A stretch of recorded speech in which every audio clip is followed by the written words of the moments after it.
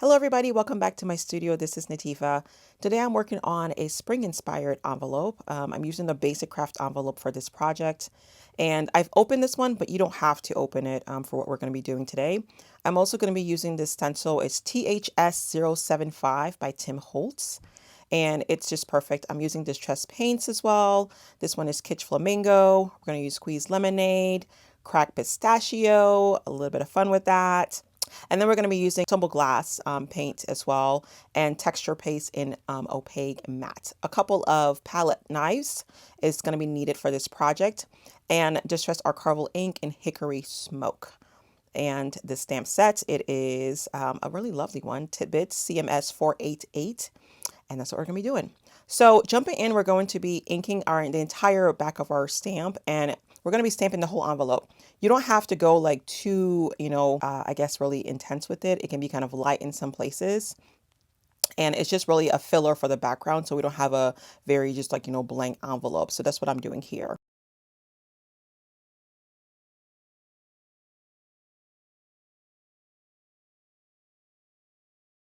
So next we're going to be adding some tape to our envelope. I want this envelope to remain stable and not moving all over the place. So I am taping it down, and then I'm going to grab my stencil, and you can orient this stencil any way you want to. I want those florals kind of at the top on the left there. So I'm taping it down as well, because again, you don't want your stencil to move while you're doing this.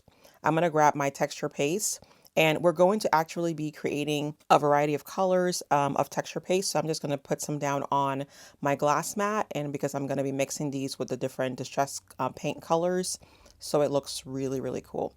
So I have three different little, I guess, scoops of texture paste here, and I'm adding the pink first, and I'm just going to mix these just like that. So you're going to see me mix it.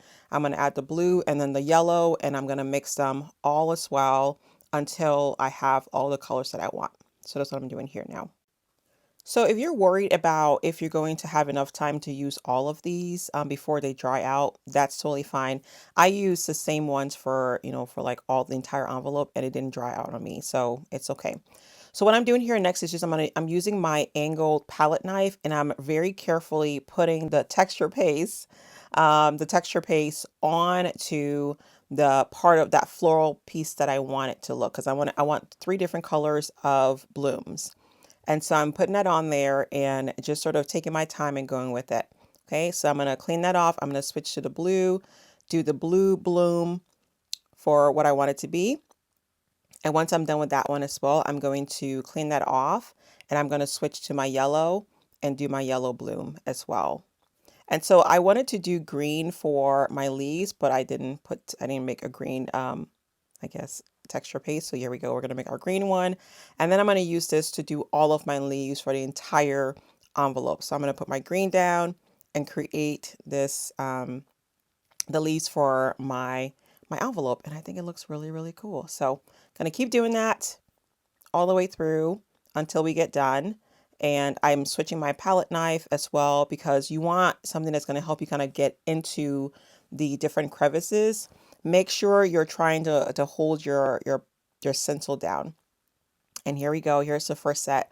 And I really love how this looks. So I'm cleaning my stencil off right here, because I want you to see that you want to clean it off as quickly as possible and move on to the next set of blooms. And I'm just using some spray water on the stencil, my brush, to kind of brush that texture paste off. That's clean. I'm going back in here because I see this stencil left a very sharp edge on my bloom. So I want to fill it in so it's kind of rounded out a little bit. So you can do that as well. It's up to you. If you like the way it looks, that's totally fine. I just want it to be a little bit more rounder, and I'm just freehanding this as well. So that's something that you can do as well.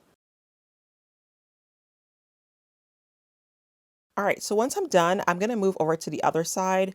I'm moving my envelope a little bit again, because I want this to be somewhere more, I guess, very stable. So I'm putting my stencil down and making sure it's where I want it to be.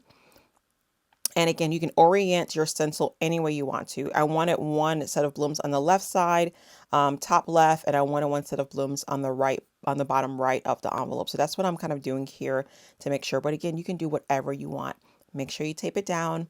again, and we're going to do the exact same thing we did before with using our texture paste of different colors and just going through and adding the texture paste over the stencils.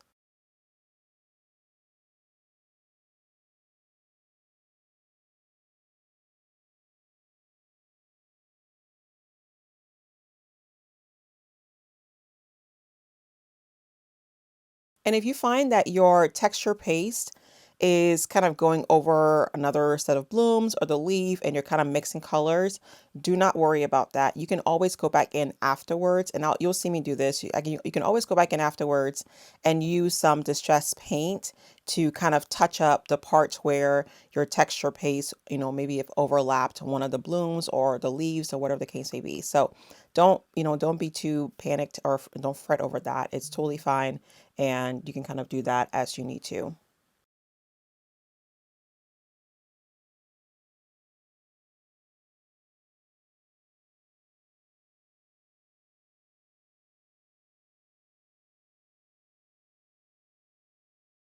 All right, so once we're done, we're going to remove this again very, very slowly. And there you go. I just think it's so pretty. So the next thing I'm going to do is I'm going to clean this off again. And again, remember I said to clean it off really quickly because you don't want that texture paste drying on there. Clean it off quickly, and then you can move over to the other side and kind of get that taken care of. So I'm going to do the flap now, and I'm doing the same thing as before. I oriented it the way I want it to be, and I'm just going back through and using the same set of texture paste that I created before. I didn't add anything else to this. I'm using the same thing. So you see, it will stay, pliable or moist for as long as you need to do this. The one thing you want to do again is to clean off your stencils, but your texture paste is going to last enough time for you to kind of go through the entire envelope as you need to. So don't feel like you need to rush or whatever. You need to be quick, but don't feel like you need to overly rush and panic or whatever. It's totally fine. It's going to remain pliable enough with enough time for you to get through all of the different phases of the envelope that you want to do. All right, so again, slowly taking this off. And there you go. And I love the way it looks. I'm going to go back in here now and do the touch-ups for my blooms. I'm using this round brush. Is a number 6. Very, very thin. I'm just kind of going through and just adding just a little bit of paint to where I may have overlapped like the green and the pink. Now I will let you know and tell you that the paint is probably going to be a little bit darker than what your blooms look like, because remember we mixed the paint with white texture paste. So just understand that. Don't be too alarmed if you see that. Okay. So once this is dried, has cured, the texture paste is cured, and it's not, you can't smudge it or whatever. I'll take this off, and there you go. Here is what it looks like. I just think it's beautiful. I'm kind of deciding here if I wanted to add some on the bottom left and right, but I decided against that, and I just glued the envelope back together because I just didn't want to. So here we go. And what we have, and I just think it's really beautiful, making sure that my glue didn't glue the envelope together or shut where I can't put anything in there. But it's gonna stand the test of time with this one, and I just think it's a really, really fun spring type envelope for you to add your cards to send to somebody or give to somebody and whatnot. So here we have it. I hope you guys really enjoyed this one. I really love the way it looks. I think it's beautiful, and it's kind of springish. So if you have any questions about anything, please let me know. Thanks for watching. Bye.